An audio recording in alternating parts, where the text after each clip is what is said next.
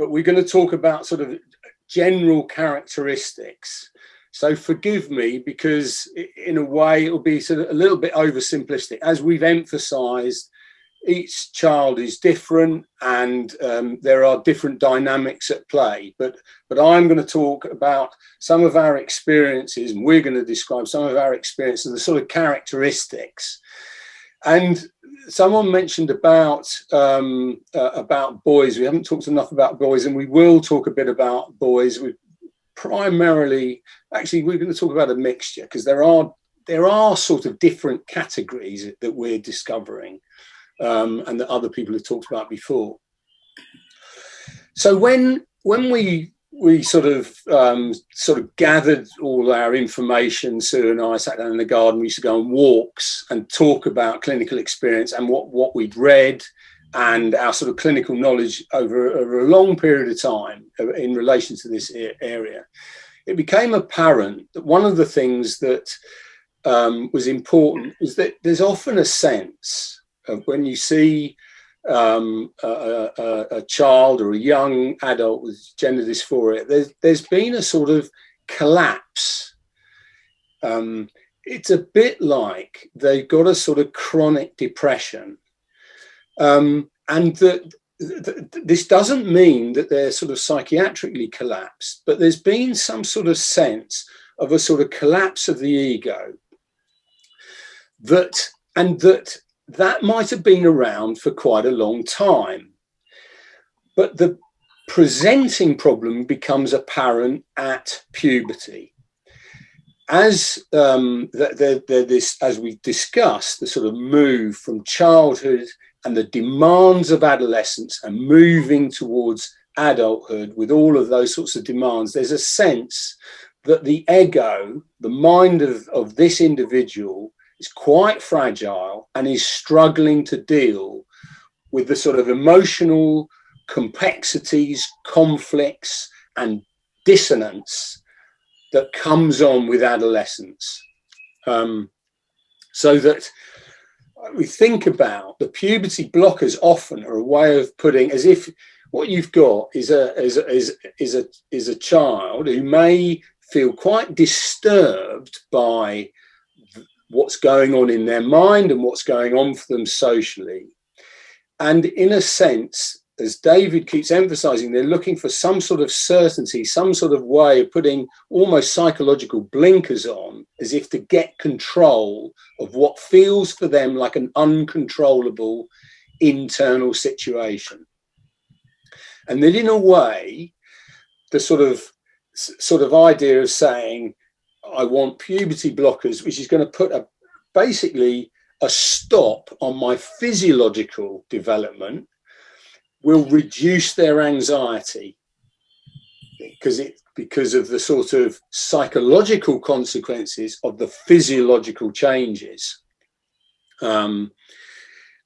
It's interesting that when we sort of look into the sorts of processes, I think in Dave Bell, he talks a lot about the assessment and some of the inadequacies of the assessment at GIDS. Just want to emphasize that's not everybody. That's some of the assessments that are talked about. There's often very little discussion about sexuality in the interviews. Now, in some ways, the GIDS produce this literature which is for younger children, and they're often like sort of Janet and John books, but you can see how there's a sort of, in a way, a sort of Sue's point about, are kids able to give judgments about medical interventions which will have a long-term implication for them in terms of their sexuality, that in some ways it's as if sexuality doesn't get really discussed because it's felt to be too much, too disturbing.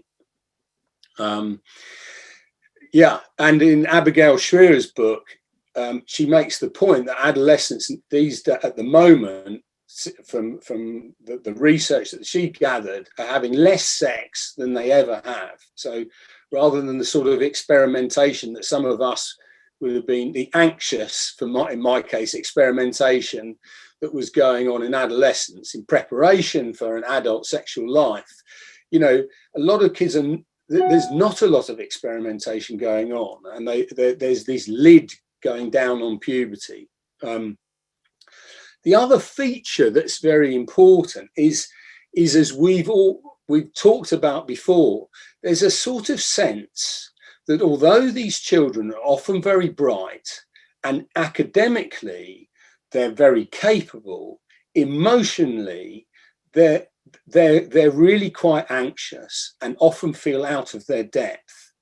In some ways, it's as if they find their mind to be a frightening place, so that when you want to open up questions, they think so concretely that it's as if you might cause some sort of danger to them, just the process of thinking about themselves.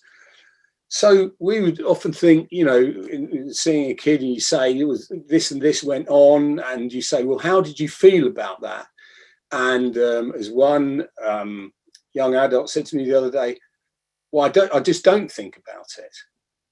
I said, well, you know, that seemed like a rather upsetting event.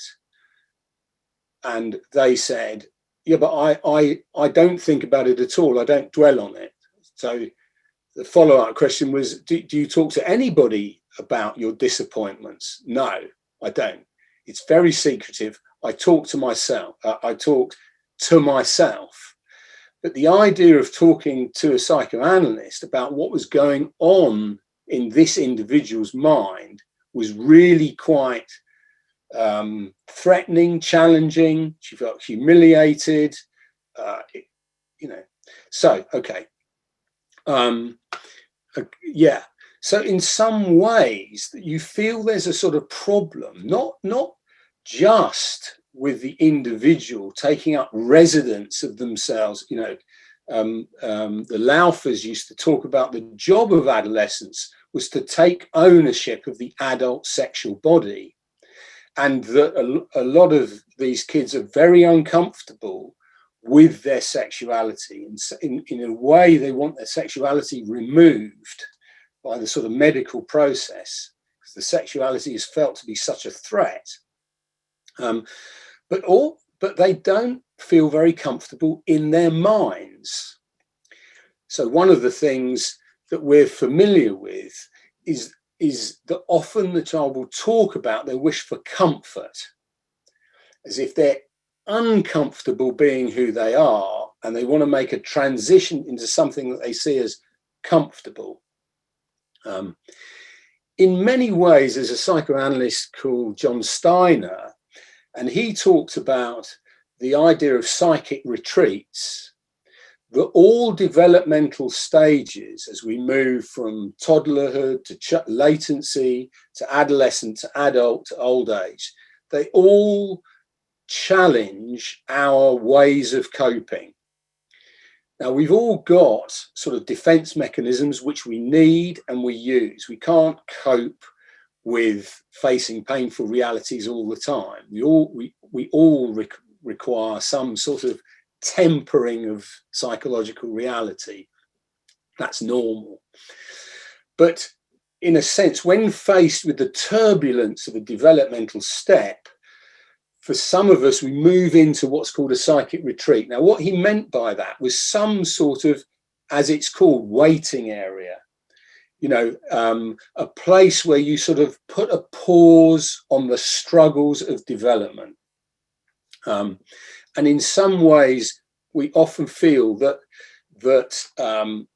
kids who are sort of feel that their minds are under pressure from the demands of psychological development, they move into a sort of waiting area. So I'm just telling him to keep his hands down. I'm aware he keeps putting his hands in everyone's face. I'm being supervised, which is helpful. It's helpful to be supervised. Just try and keep them a bit lower. Keep them a bit lower.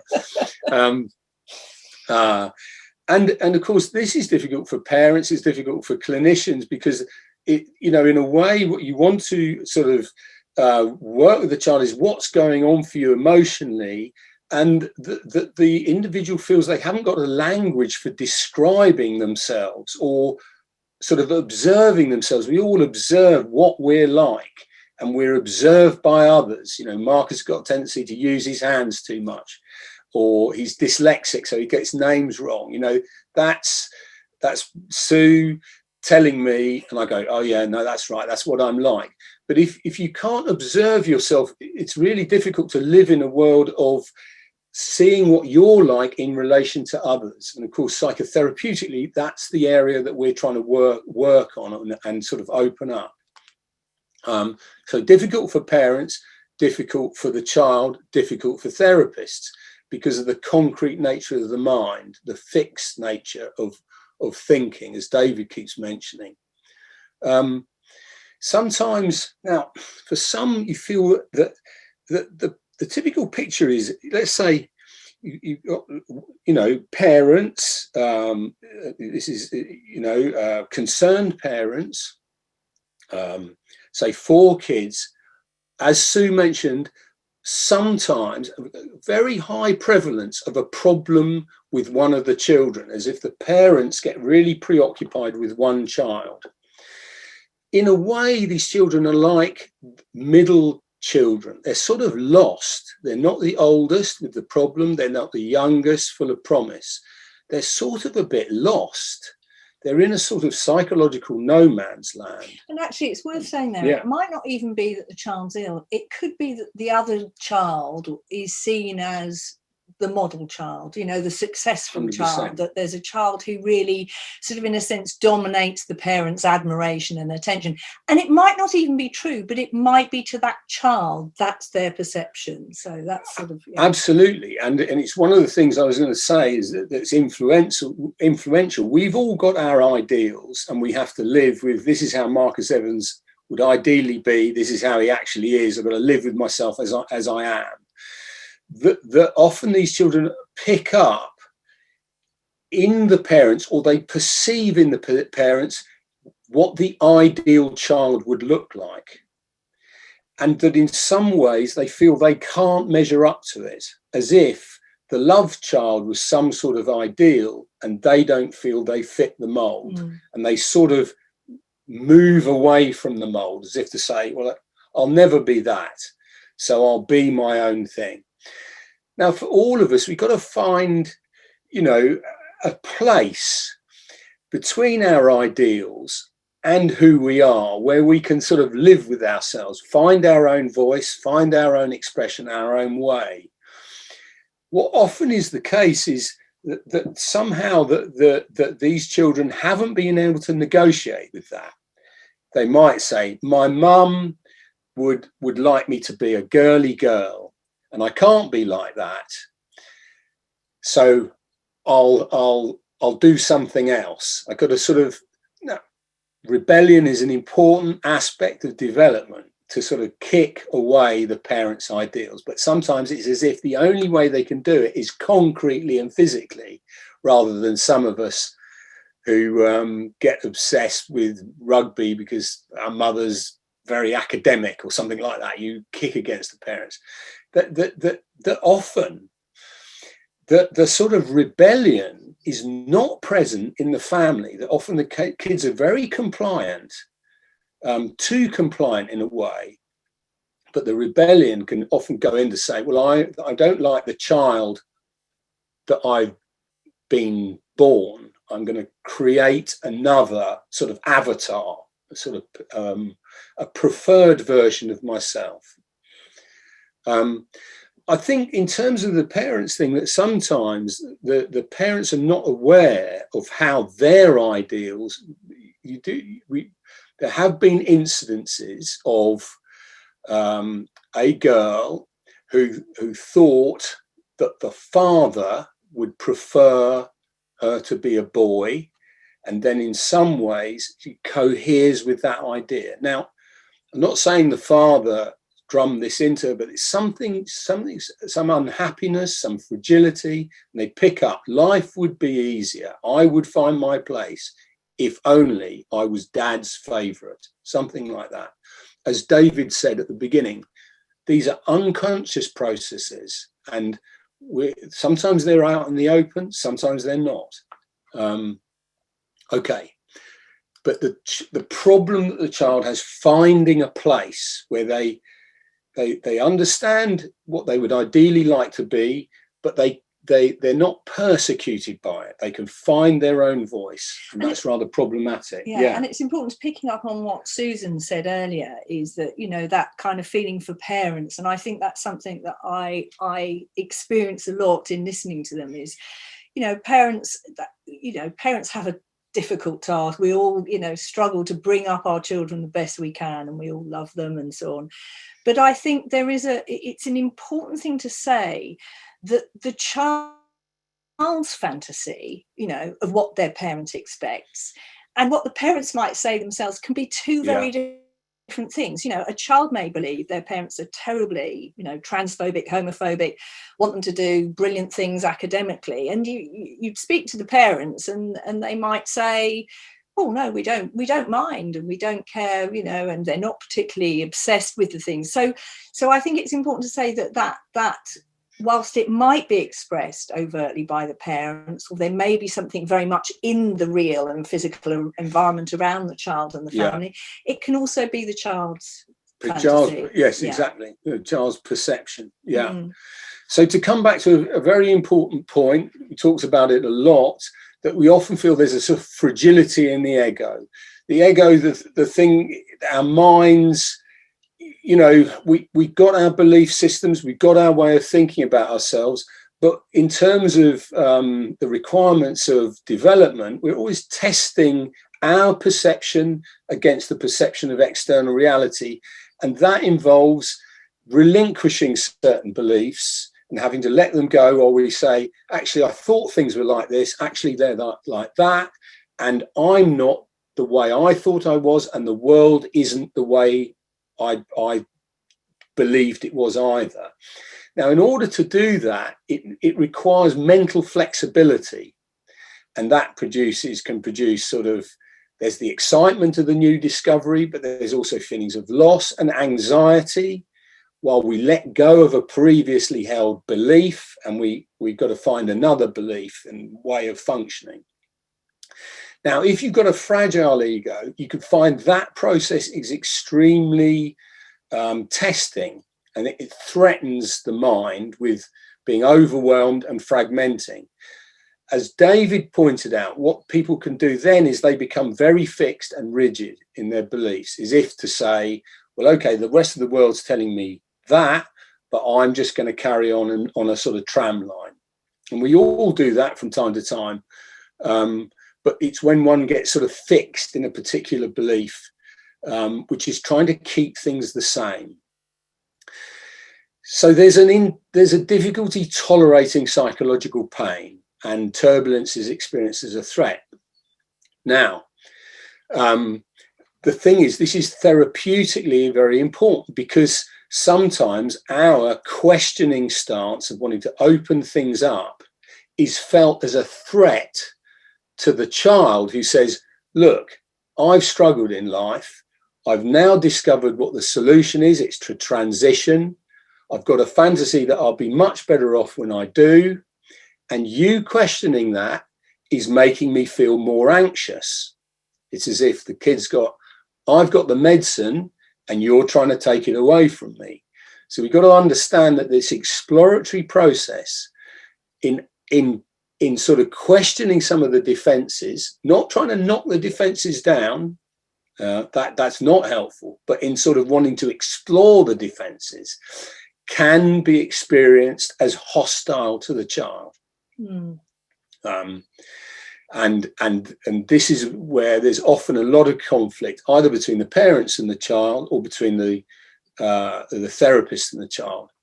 And one doesn't want, as I said before, we don't want to get into a collusive situation, but you don't want to get into an argument either. The skill of the therapist is to find a way of stepping outside that dialogue and thinking, well, hang on a minute, what's going on? Why is this child so firmly fixed in this belief system? What is it defending them against? And how can I help them think about that?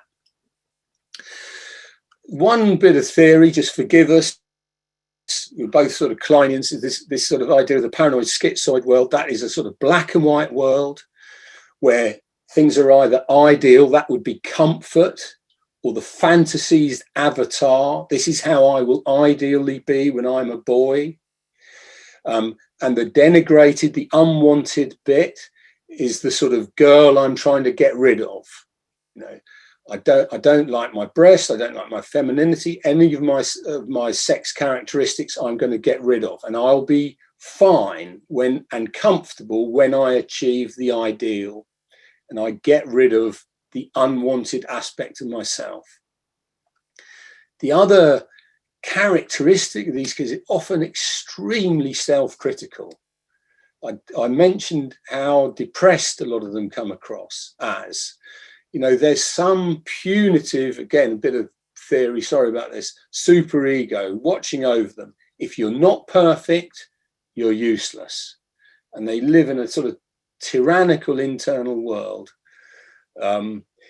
which gives them no peace. And they're not free to just be flawed and who they are and one thing and another. Again, very common in adolescence, with all of us who, you know, wanted to be the fastest or look like Brad Pitt or whatever. You know, we've got to live with who we are. But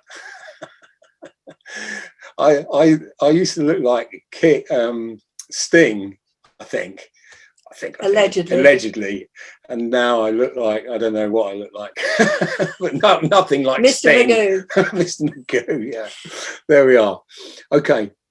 It's just worth saying. I mean, I know we didn't want to sort of overwhelm today with sort of psychobabble and too much theory, but I think it's important to say that the sort of paranoid schizoid position that Marcus mentioned, I mean, Klein had a particular view. It's viewed other ways in different, you know, in different traditions, if you like, of psychological work and theorists. But the reason Klein talked about that is she said that babies are born sort of with a paranoid schizoid sort of mind, in a sense, a state of mind. And if you watch babies, that's true. They're sort of either in bliss, you know, sort of drinking at the mother's breast or falling asleep and looking absolutely at one with the world, or, you know, they're very distressed and angry and red and spitting and screaming and looking, you know, in terrible, in a bad place. And that's the sort of idea of this sort of you know, perfection or ideal state, and then this sort of terrible denigrated state. And of course, what happens with most of us, hopefully, is that as we develop as children, and if we get good enough parenting from somebody, we gradually develop a kind of way, and she called it the depressive position, and in a way that's a link with the idea of depressive is that you become more able to bear the difficult realities of the world. So you're able to bear that you know, sometimes you've got loss, sometimes mum or dad will leave you, sometimes, you know, someone will say something unkind to you, but it's a way in which you develop a kind of state of mind that can put up with the reality of that, and kind of believe that you'll survive it. And I suppose to make the link with what you're saying is that I think that some of the children who kind of talk about this, it's as if they don't get the ideal,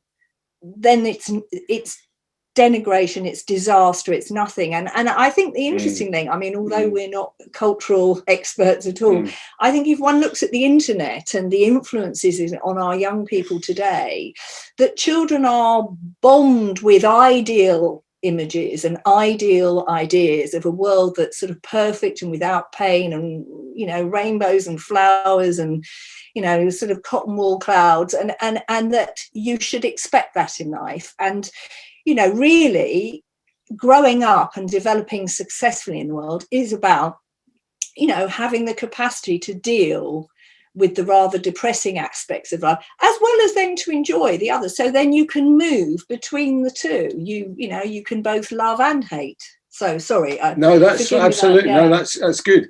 And it comes on to the other bit of why the paranoid schizoid is important is this ideal, as you say, of achieving some sort of ideal, and you project and get rid of whatever is offensive to you.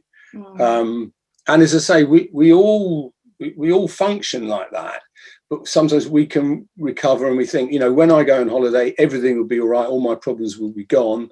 Well, and then you break down on the first day of the holiday, well, life continues as it is, and you think, oh, well, that was just it was a bit of an illusion what we all have.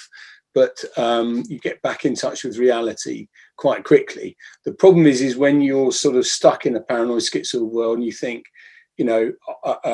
this is the solution to all my difficulties. And the extent of the projection and the extent of the evacuation leads to this very concrete thinking, which doesn't allow for sort of symbolic thinking. So it is as if sometimes you think with some of the kids you say, that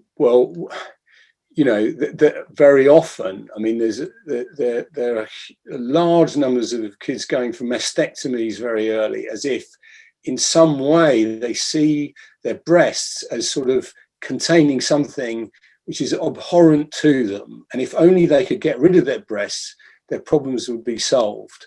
Of course, we think, well, hang on a minute. We need to sort of think about what it is you think you're getting rid of and why.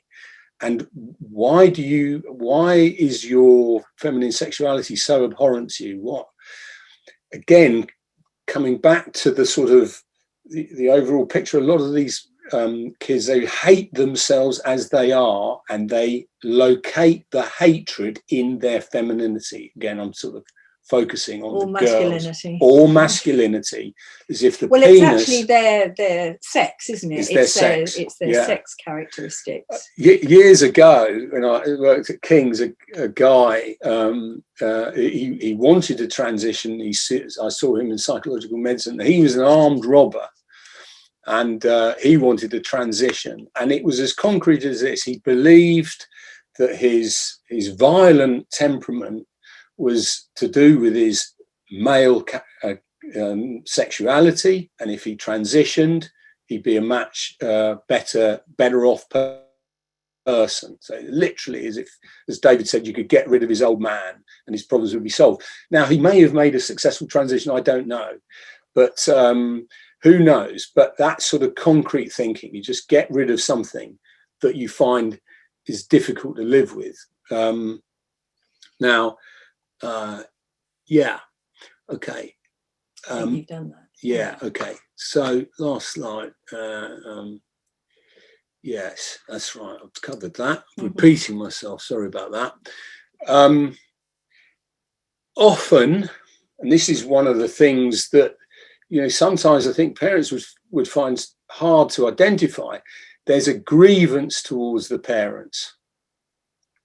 Now, it's as if to say, if only I'd been born with the equipment to deal with life, everything would be all right.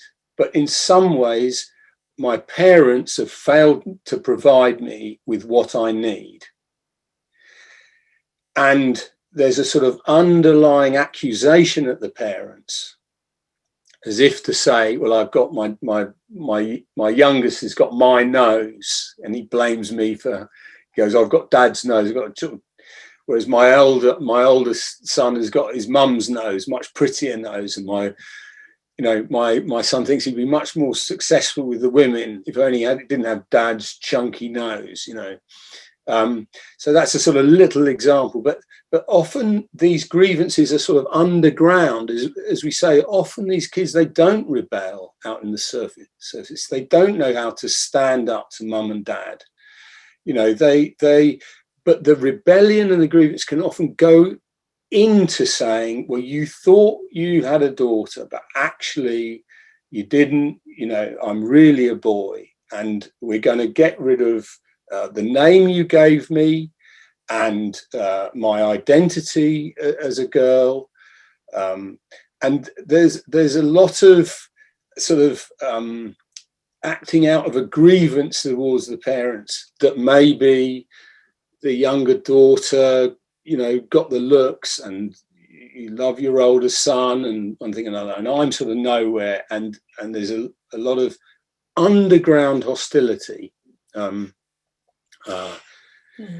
The other thing I think it's worth saying there, isn't it, is that I think that occasionally, and I think this is perhaps more prevalent in boys, although we haven't seen sufficient numbers ourselves, but I think it's also in talking with colleagues that sometimes the boys who wish to transition to female may unconsciously be trying to find a way, in a sense, of staying with their mothers, or, you know, kind of like not separating during that task. And again, you know, this is only something, when we're talking about these ideas, it's not saying everyone's like that and this is the answer, but it's only, again, in exploring with a young person, you know, that you begin to look behind what their fantasies are, what's going on, you know, and then you might spot their anxieties about themselves as adults, or their sort of fear of separating, or how they're going to manage in life, or, you know, that there's an idealization of mum that they feel they can't possibly leave her, or dad, you know. So it's I think that sometimes there is that sort of idea that mum and the son are a sort of couple, and as Sue said, that often, you know, the child may be quite anxious, the mother may have responded to that, and they become a sort of couple, as if, you know, the movement of separating from mother into becoming a male of their own, in their own right, with a male sexuality, whatever, it feels like too much of a threat to the sort of psychological structure of it's me and mum. The other important thing that is often that there are these sort of as if daydreams, so that there you are, you've got this fragile child angry with the parents, underground, feeling like they don't fit in, and that I talked about avatars, they're like a sort of dream, if only I could become. Now again, this is all very ordinary, we all have our daydreams, you know, if only, you know, Boris will sort of, you know, put Portugal on the green list, we'll be going to go there and have a marvelous summer holiday and whatever, and these, you know, and that's what we sort of dream about. For those abroad, by the way, that's our Prime Minister, and there's a list of places we can go, and Portugal was on the green list and now it's not. So. And then you've got to bring your daydreams into contact with reality, you know, and examine them. But sometimes daydreams they're treated as if they were the fact. This is how things are. There's nothing wrong with daydreams, provided you know they're daydreams. When they become a belief system, so if you say, I will become a boy, well, in actual fact, you know, these are illusory changes. You can't actually biologically change from a boy to a girl, or a girl to a boy.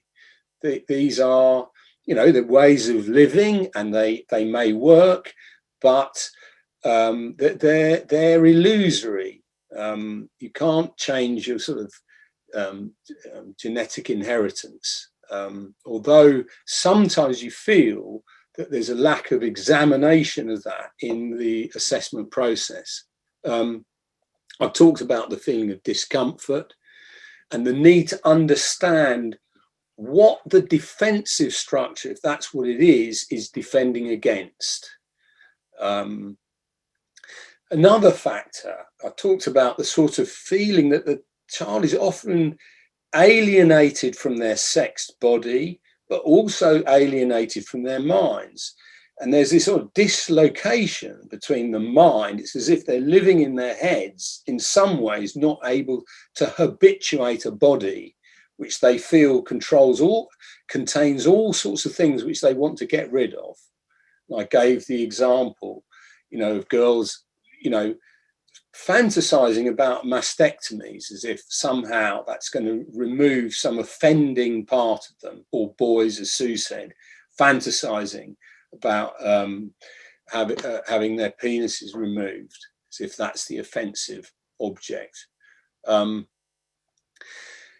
this sort of dynamic is also evident in the way and this gets into the sort of old cultural wars and the sensitivity about language. We talked about this. The language keeps changing. You can't keep up with it.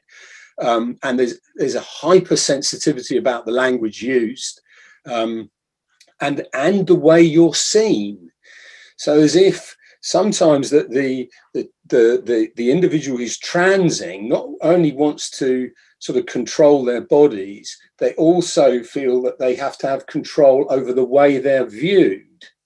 And at times parents can get sort of tyrannized. I don't want to use the wrong word, and therapists. I don't want to use the wrong language. And people who trans, they talk about passing, don't they? Passing as the opposite sex. Of course, the trans individual has to live with an ongoing knowledge that this is a medical transition, that they themselves have to live with the doubts and questions about what's gone on, and whether they're convincing a boy living as a girl, is it convincing? And often that gets projected into the other, who is then felt to be undermining them when someone uses their original name or describes, with the wrong pronoun. These are doubts which the individual is having to tolerate, which can get pushed out into the external world, so that they feel the doubts are all in the onlookers, if you follow me. And you can see that, I think, if and again, I know some of the colleagues in the audience here that we've spoken with people who have transitioned, and transsexuals who've had sexual reassignment surgery, who sort of back in the past would have had to have perhaps done some psychotherapeutic work. And it's interesting that the groups seem to have sort of separated up into transsexuals who've transitioned, but also acknowledge that they're not female. So they live as women, they present as women, and to all intents and purposes, that's their gender identity, and often they've got the GRC. But the knowledge is there for them that also they were, and in most circumstances here it would be a woman, a man in the past. And it's interesting, they seem to, and again, I'm just basing this on experience of listening and observing, is that they seem to be more adjusted to their lives. I mean, they seem to be happier in their lives than perhaps some people who are so absolutely hypersensitive about every word, every mispronoun. You'd be in bad books, what with your Lord Carlisle and Professor Gilbert, but anyway, that there's a way in which they perhaps haven't done the psychological work, and maybe it is connected to this idea of the sort of the black and white thinking, if I'm not this, I have to be this. And anyone who questions that or looks at me, you can understand how difficult that would feel for them, because it is, as you say, the sort of projection of their sort of knowledge of who they are into others, that then of course if someone looks at them in a slightly critical way, and we know that goes on, or a questioning way, or mispronouns them, they really haven't done that sort of deeper psychological work to, in a sense, know who they are and where they come from and where they're going to. Exactly. And of course, we're going to talk about this more in the last session, about the sort of technical implications of what we're talking about here. But, one of the difficult areas, like names you used, so the child says, I want to be known as Joanne, and they were previously John. I don't argue with that if that's been a sort of established. But what I do feel free to think is, but what's happened to John? Why is John such a problem? Because, as I say, we all have to live with the bits of ourselves we don't like as much as the bits of ourselves we do like. And you can't cut off bits of the personality, So who you were natally born, you can't eradicate it. And it's an illusion to think that you can. and that's what I think Sue's talking about. Okay, so I think we've done that. We've done that, right? Okay. Again, we can't emphasize it enough, and several questioners have sort of brought it up. The anxiety about sexual roles. You know, it's a big thing, isn't it? When you start to develop secondary sex characteristics, and you know, thinking about what's going to be required of me, you know, as a man, as a woman, you know, what do I have to do? Am I going to have children? How do children get? And you see, and you know, the kids are really preoccupied about sexuality, how they came into the world, and it goes underground in latency, but then it comes up again in adolescence, and that's quite right. But I think some exploration of when someone who's transitioning, and this is a very sensitive area, about, well, you know, what do they think of themselves in terms of, you know, being what their sexual thoughts about what sort of role they'll play as a sexual partner, what sort of sexual partner are they attracted to, what are their thoughts about what's actually involved in the nuts and bolts of sexual contact. Very common, for example, this is an aside, in anorexia, that often anorexics have a fantasy that they become pregnant orally. They're very orally fixated, you know, that they worry, and that when they put on weight and they see their body getting a bit more filled out, they worry that the food has basically impregnated them. So you're sort of trying to understand, you've got to be sensitive how you bring these things up, because these are really sensitive areas, but they do need sort of exploring.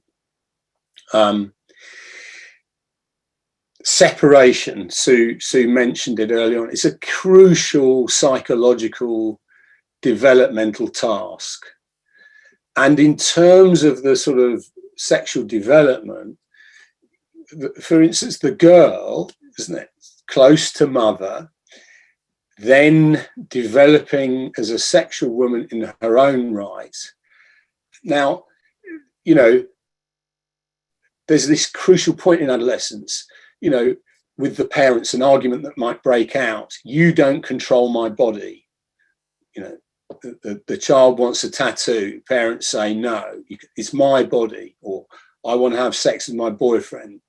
You know, dad says too young. Or so this is a sort of movement from a position where the child is very dependent on the parents, and the care of the body, particularly with infancy and with toddlers, and you know, is really down to the parents. And then you get into this transitory stage called adolescence, where there's a shift in power. How does the girl develop a view of herself as someone who might want to become a mother? Now, we learn by identification often. We say, well, that my mother's like this, that's how you do it. Some of us, most of us, also want to say, but I don't want to do it exactly as my mother did it. So you're going to identify with mother, but with some of your own take on things. Now, that can be a very difficult sort of psychological process for someone who feels anxious about the steps of becoming their own person.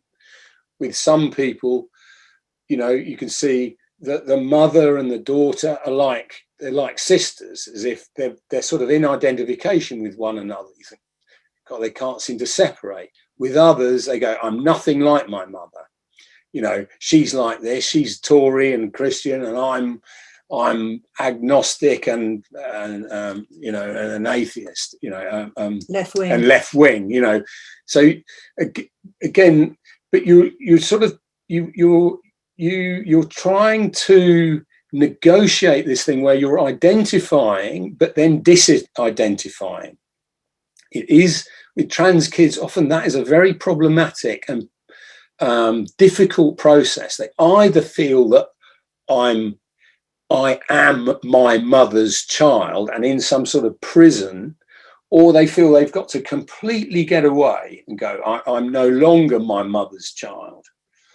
For the boys, the developmental task is slightly different. They've got to separate from mother and identify with father.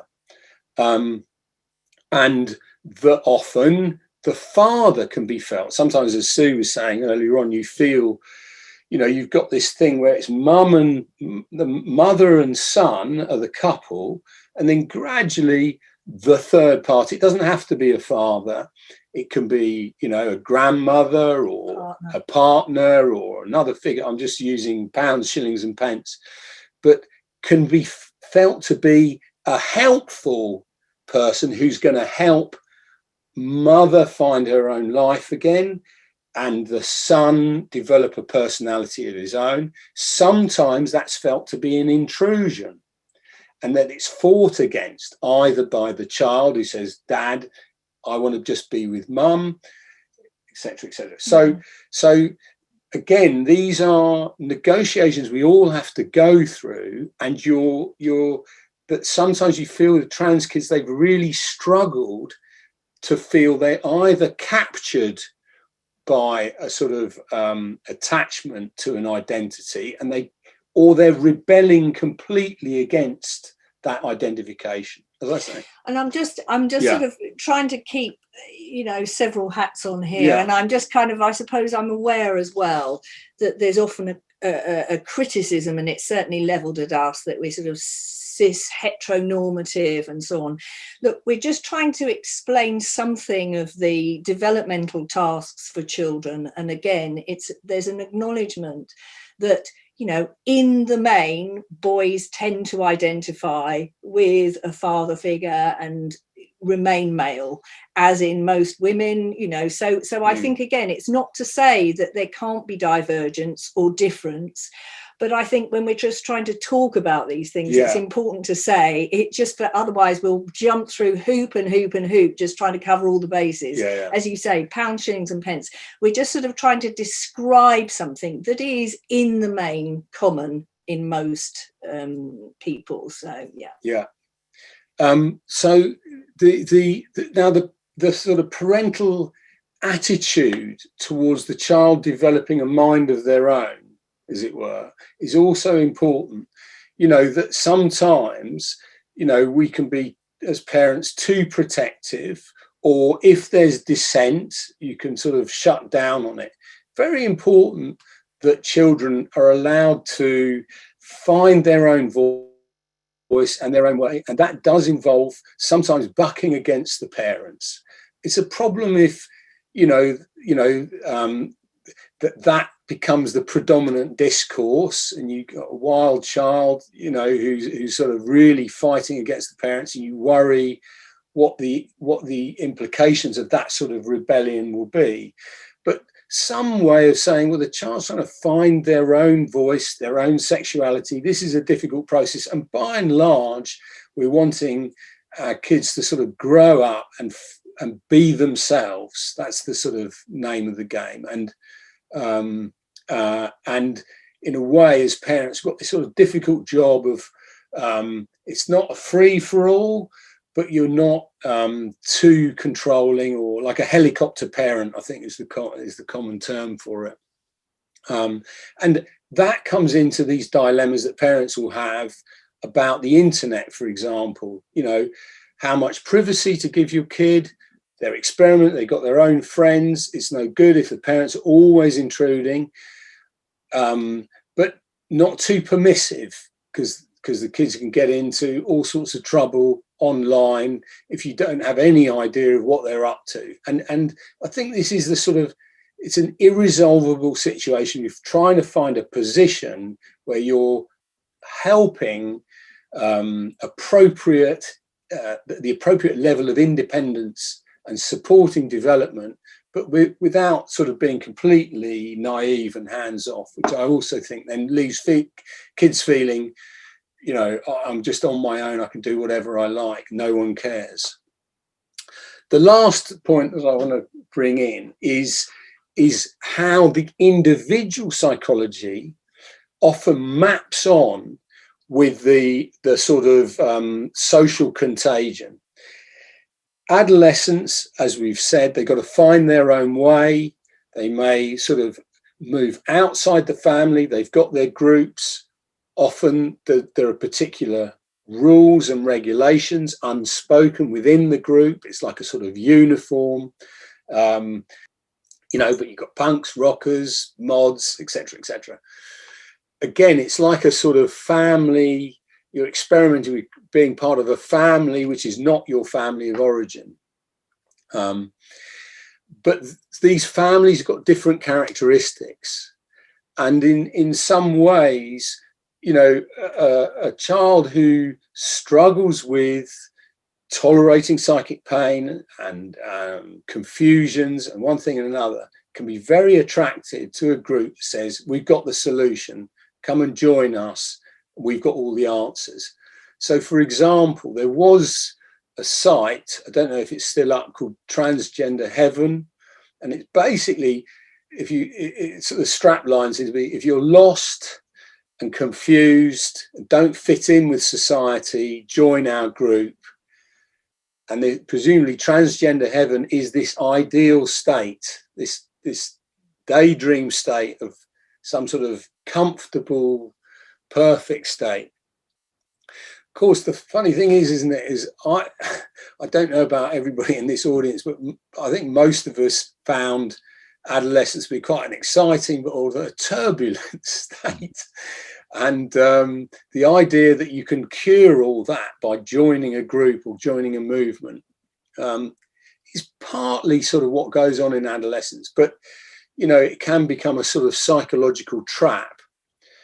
So I'm saying, you've got an internal phenomena and it finds its way to a sort of, on the internet in particular, where you can get everything your heart desires, a group with your particular psychological demographic.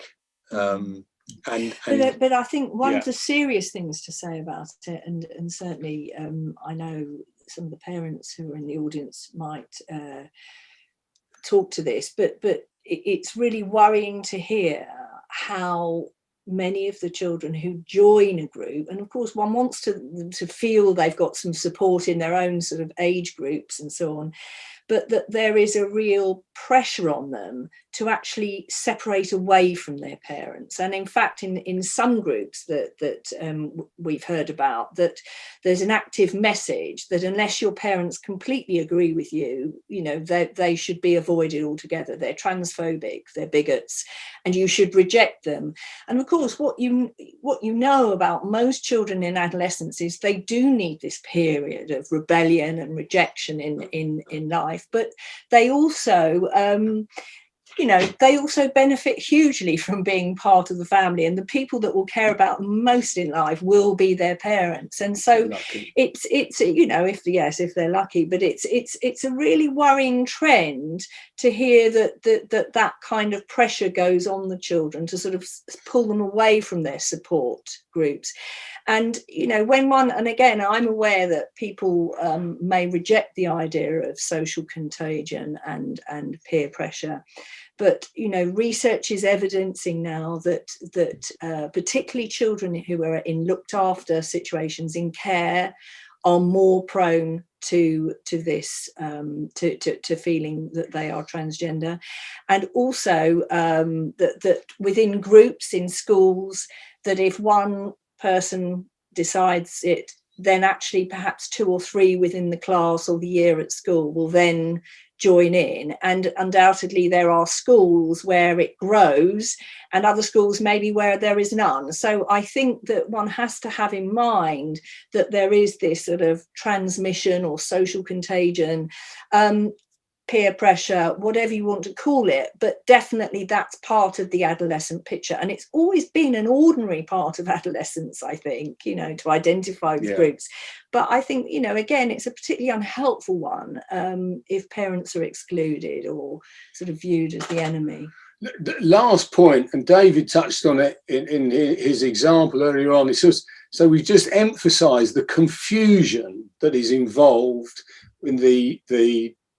adolescent process caused by puberty and the social demands that change, and that often, you know, that confusion, you're looking to retreat into a more certain position, and the confusion then gets projected and located in the parents, who become terribly confused, you know, about how to view this, or the therapists become confused, you know, and you then get picked up on, well, you use my old name, you didn't use my new name, and sorry, I'm sorry about that. But so there's a sort of push of confusion out into the external world, which causes a lot of distress for everybody concerned. Right. So I'm going to stop sharing there. Okay. So Kirsty and Stella, Kirsty Entwistle and Stella O'Malley, we're going to say something in response to this, if you're there. Yeah, there was so many things to say. I almost don't know where to start, but I suppose what you've just been talking about really kind of raised something in me that mostly it's quite noticeable from the kids I work with and from a lot of the parents I work with as well, is that these are very often over-attached, overly compliant kids who are in many ways encouraged to kind of alienate their parents from online, but if not alienate from their parents, certainly leave their parents out of it, because this is their kind of, you know, culture phenomenon. And it's a particularly vulnerable group because they've been over-attached the whole time, and then suddenly it's ripped away from them. And I can see why there's so many high emotions as a result. And it seems a particularly dangerous kind of combination. Absolutely, yeah. No, that's right, isn't it? And like, as if they can't find their place without this sort of, I'm going to become somebody completely different. I can't be controlled by my parents' view of me. They just can't find a place where they've got a sort of body, mind, voice of their own. You know, they're either stuck, sort of captured by the parents, by their attachment problems, or they're creating a new person, as it were, you know. Which is very like what you were saying, that Melanie Klein and the paranoid schizoid position. It really does feel incredibly apropos, exactly what these children were talking about. They're very compliant, and they do have this idealized version. And when you're working, you know, with people who have an idealized version of the solution, and it's our job to make sure that they know there are limitations, and the idealized position can be very, very disappointing and derailing. And it is the job of the therapist to make sure that they don't completely fall into the ideal solution is going to be perfect, because that's just so scary when it isn't. And I think, Stella, I was going to say, I don't know if you've experienced this, but I think technically it's difficult to take up, because if you go at that too hard, then you might make the child feel that you're just sort of critical and, you know, transphobic, and that, you know, you just aren't on their side at all. But you're absolutely right that you can't, in a sense, allow the fantasy of idealism to exist, because and I think unfortunately that's a bit what sort of affirmative model does. If you're not doing the psychological work before any medicalization, that you are kind of leaving that whole area untouched. And then, of course, as we know, and I know, Kirsty, you've been in touch with a lot of people who have detransitioned, that a common feeling there is the sort of utter kind of disillusion, really, once they've had their hormones and their surgeries, that they can feel that they're utterly left in a sort of disappointed state. And then what? You know, I mean, I think that's something you've come across, both of you, I'm sure. Yeah, well, I certainly have, and I think you have too, Kirsty. Working with detransitioners is harrowing, and we both, myself and Kirsty, work in the IATDD, and that is working with desisters and detransitioners. But the detransitioners are beyond disappointed. They're angry with the therapy they've received. They're angry. They feel they weren't served. And when I'm working with them, I find they're like, oh, this is therapy. Oh, I've never been asked this before. And I'm talking fairly, I would say, opening introductory kind of strategies of who they are and how they think. And they're like, I've never thought of that before. That's a really good question. And then they become, there's a very definite arc, and then they become quite angry, like, why haven't I thought about this before? Why is this? Yeah. Why did I go for 3 years to therapy and never get asked any of this before? So there's an awful lot to learn from detransitioners, and I don't think it's inappropriate to bring them into every discussion, because I think we need to learn from them, and I think it's deeply inappropriate to keep them to the side and talk about numbers, because this is a minority within a minority. And they need their voice as much as anybody else. But sorry, I'm over talking over you. No, the recent research shows, isn't it, that people who transition, it's not an easy life. You've got the ongoing medical interventions. You know, this is not a trouble-free problem. And what we know also is that when people, you know, are in a desperate state, they often narrow down their problems onto sort of the idea there's one problem with one solution, and that often put a lot of pressure on therapists or whatever to provide that solution. And the problem is that some of these short-term solutions, they've got long-term hidden costs, you know, and I think a lot of the research that's just recently come out has showed just how many hidden costs there are. And how difficult people's lives can be. And that needs to be, as you're saying, Stella, it's got to be brought into the conversation somehow. But it's difficult. It's difficult because the kid can feel you're just against them, you know, rather than trying to help them find their own way. And I think it's an important point to make, because again, I'm going back to the comment earlier about this sort of idea of sides. And of course, I think there is a way in which, you know, the sort of detransitioners as well can be sort of weaponized again. You know, that people who are very gender critical may use this as absolute, you know, the evidence that this should never happen. Trans activists may feel that, you know, or the trans groups that they were previously in touch with may reject them and say they're sort of traitors and so on. But I think that it's important to recognise the way in which each of them has their own unique experience. You know, they may be angry, they may be depressed, they may actually think, well, I've just got to get on and come to terms with that and have some work to do. But we don't necessarily know that they're all broken or that they're all furious.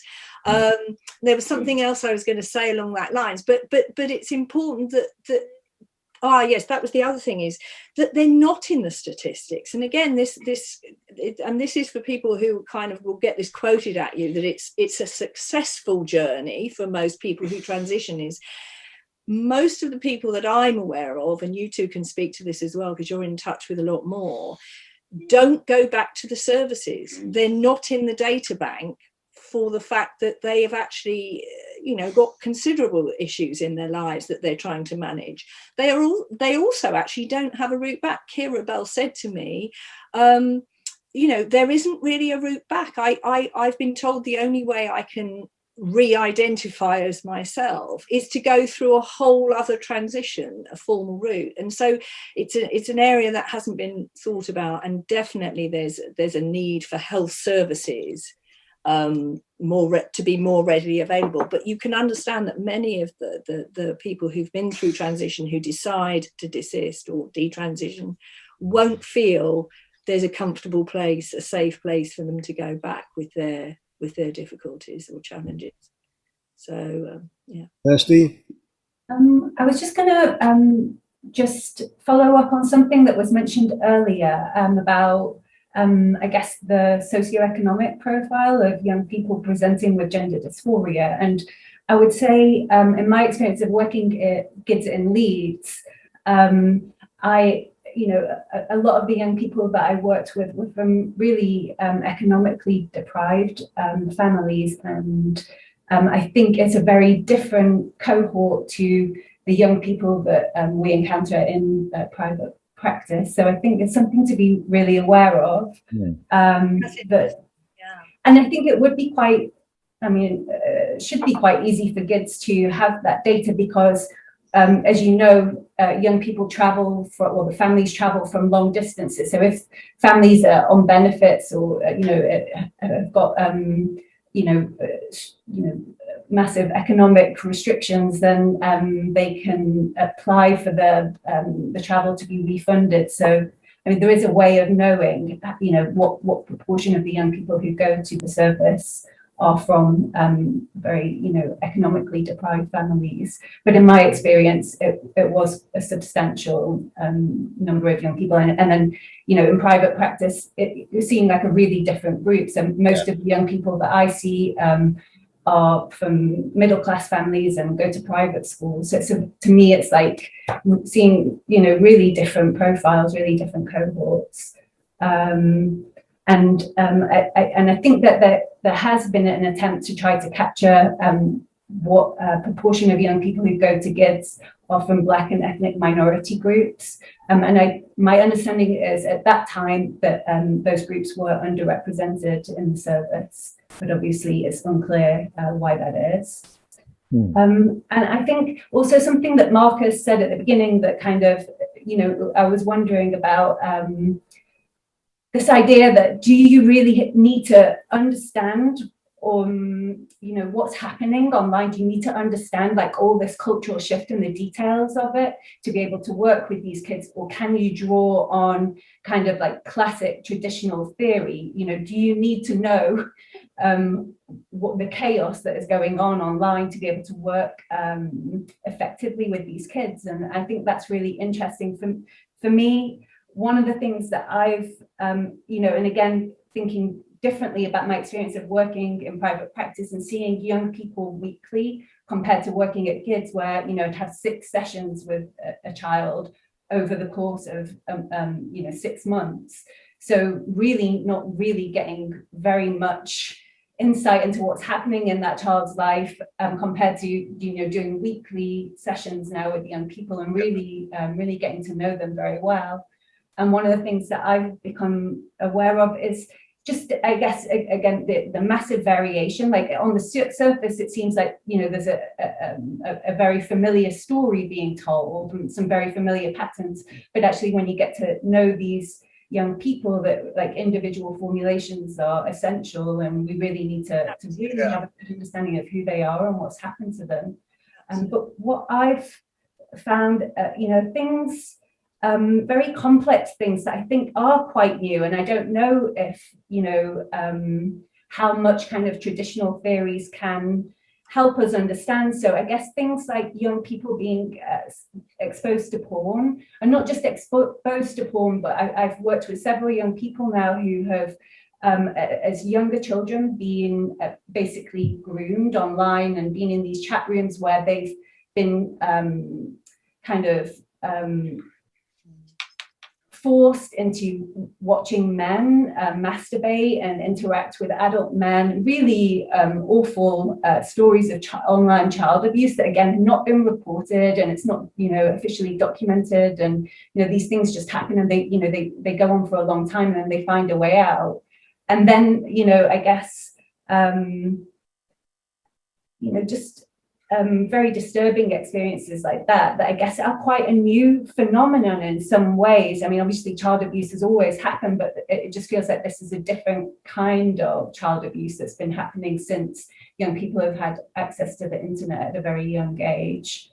And I guess just other things that are very like internet related. So I guess the things that you've talked about, forums, and really being encouraged and cajoled into the next step, that feels like, it's really significant, that I guess is quite a new thing. The thing about the weekly work, as Sue said right at the start, is that in a way, and it used to be more the case, isn't it? GIDS, someone comes with a fixed view.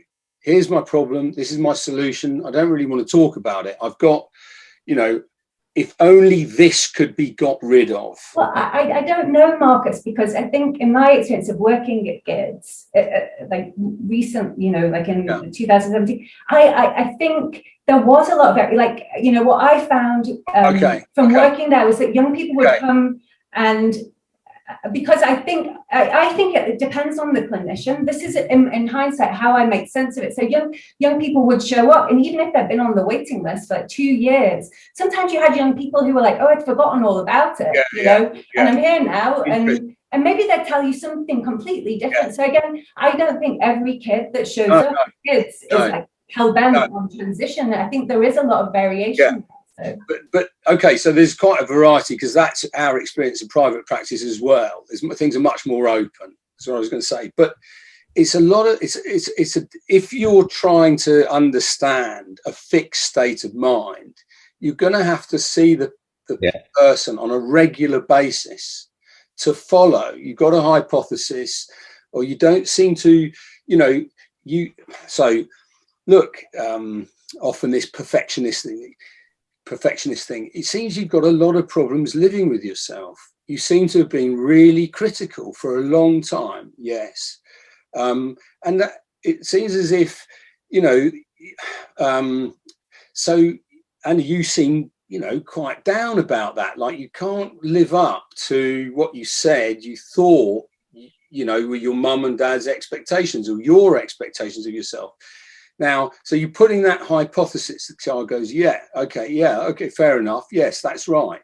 Now, the point about following that up the following week to see what's happened with it, you know, is very important, because you've got what I was trying to emphasize, Kirsty, was you've got a psychological structure, and that with some it's more open, with some it's closed down. But in order to get beneath that, you're going to have to follow up on a regular basis whether your hypothesis worked, what state the kid comes back in. Do they come back and go, I know, you basically are working for my parents, you're against my transition, I'm sacking you, you see? Or a kid goes, I was quite interested in something you said last week. I don't seem to be able to put things into words. So it's an evolving story, and in order to follow that story, you need to be seeing the kid on a regular basis, in my view. Otherwise, you can't take a snapshot of this kid in 6 sessions. You're meeting them once every 3 months and go and think you're going to make any headway. The defenses are there for a reason. They're there to protect the child's mind, and you've got to be respectful of the kid's defensive system.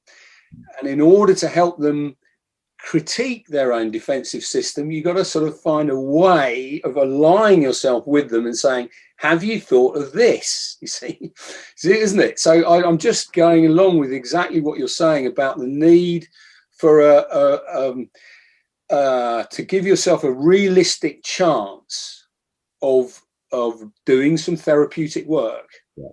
You know, the other thing I was going to say, Kirsty, was in terms of, you know, existing theories. We always, you know, having been in 40 years in psychiatry, we chuck the baby out with the bathwater on a regular basis.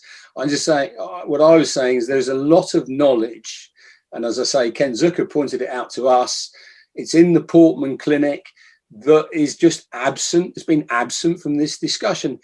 Now, that thinking didn't take into account the internet and the influence of the internet. But for me, there's a link between the internal dynamics that the kid is struggling with and adolescents have struggled with for millennia, and the social context in which these things are now manifesting themselves. Okay. And so one final point is, you see, in a way, that a lot of these kids are very, as someone said earlier on, you know, they're not a lot different from previous generations of self-harm, anorexia, body dysmorphia. Body dysmorphia, you know, they're very, it's a new iteration of a long-standing issue. Yeah. Thank you, Marcus. Yes, if you want people to behave thoughtfully towards others and thoughtfully towards themselves, you have to give them an experience of being thought about. And that was the motto at the Portman. Okay, we've got some hands raised, I'm very pleased to say. And Janice, thank you so much for your patience. You stayed there. You stayed there throughout. So Janice, you put your mute off. And then we'll have Lilith and Michael Taylor and partner.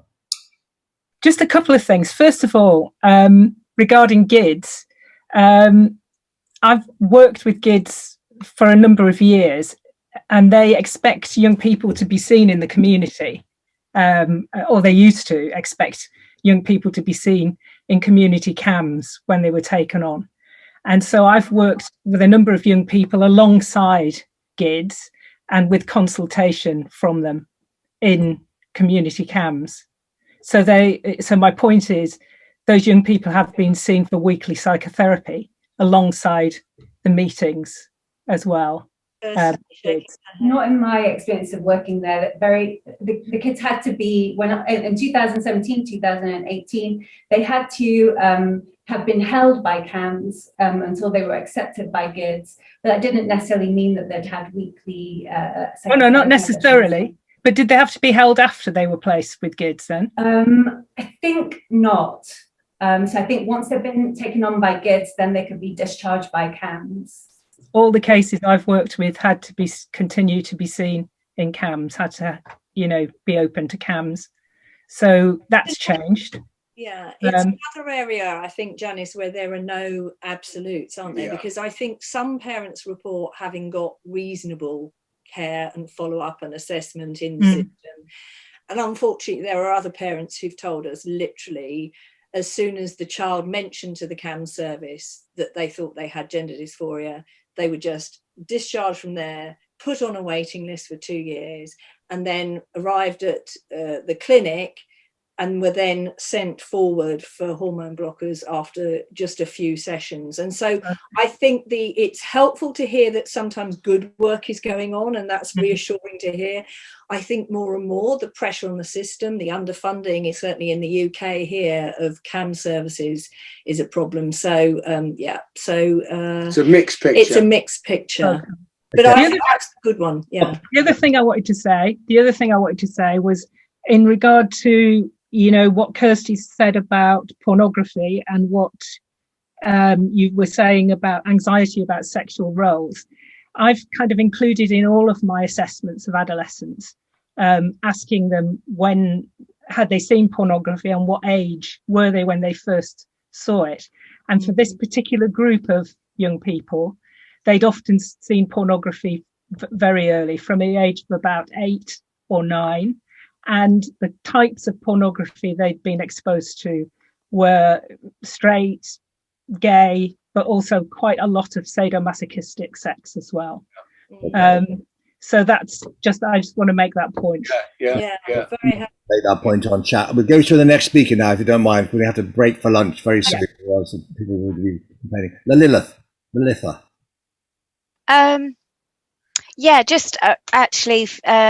I'm wondering about how we get, I suppose my inexperience is I don't know very much about what happens about the process of transitioning in a really practical way, and the potential consequences in later life. And I'm interested in getting some more information about that, really. I've got had quite a few kids on my caseload. I'm in CAMS, community CAMS, who have expressed feelings of gender dysphoria, and one who is taking testosterone that they're procuring on the internet. So they're on the waiting list for GIDS, but not getting seen there. Buying this would be a good start, probably. Okay. Thanks for the PR. It's actually, there's not a great deal of medical information, but it's so interesting, isn't it? So there you are working with these children, and yet the information, the actual, meat and two veg about what goes on if they were to be commenced on puberty blockers, or what the consequences of that might be, what the medical concerns might be, you don't know. And so there you have, because of inaction, isn't it, the worry about this is that I don't know whether your service has been sort of encouraged to affirm and refer on, but just briefly, and we can talk a bit more if there's time at the end of the day. At the end of the day, But there are, the evidence now is showing that there are real physical concerns. It was presented in the judicial review. Puberty blockers can actually cause osteoporosis. Long-term cross-sex hormones uses cause, heart disease and cardiovascular issues. Surgeries can cause terrible genitourinary complications, So the life post-transition, again, it's why it's so important to tackle in a more real way with these young people and adults if they're going forward in the journey, that these are very real issues that need to be looked at and talked about. Okay. Can I Mike, just... no, stop there, Lilith. Come back at the end, okay? Okay, yeah. Michael, over to you. So I feel like Michael Attenborough here. Michael Taylor. Then we'll go for lunch. Thank you, and thank you for an excellent presentation for all of you. I'm no expert at all, but I have done a bit of sort of exploring of trans social media. And I'm just interested in the role of suggestion and sort of the nocebo effect. What I've seen a lot of on Reddit in particular are people not expressing certainty, but just asking the question, have I got gender dysphoria? Am I transgender? And almost invariably what happens is those comments are responded to with a very broad definition of gender dysphoria. People tell them that they might be experiencing implicit gender dysphoria and apply then this sort of very broad framework. I just wonder, the extent to which once you've applied that framework, it's very easy to interpret any kind of general distress through that framework, which then locks the sufferer into this kind of feedback loop whereby everything is kind of interpreted as gender dysphoria, thereby reinforcing their conviction that they're transgender, and it's just inescapable. So I'm just interested in the role that suggestion might play. Very important. Can I say about I think it's a really good point, and I think it's something that I wish there was more research on. There's the Reddit egg in real life. I don't know if that was one of the ones that you've looked on, but I think that's a really good example of that. So egg in real life, the subreddit, it's just memes, and basically it says, if you think that you might be trans, that's a good sign that you are probably trans. And, when I first went on that Reddit, I kind of thought, gosh, it's so popular. And I assumed it must be very, very vulnerable people who would get caught up in that. But then what I've actually learned is that some really bright young people who there's something about their way of thinking that hooks them in, and they get very caught. If I've thought about it, if I've questioned my gender, that's a sign that I might be transgender. And I really wish there was more research into what's going on. I have to bring it to an end. We'll come back to this really important point that Michael made at the end, I think. But we'll stop for a different form of nourishment now, and we'll all be back at 1:15, which doesn't give you long for lunch, but have a quick sandwich and see you back at 1:15. And thank you, Marcus and Sue and everybody else, for a really stimulating morning. You can see the questions are pouring in. See you later.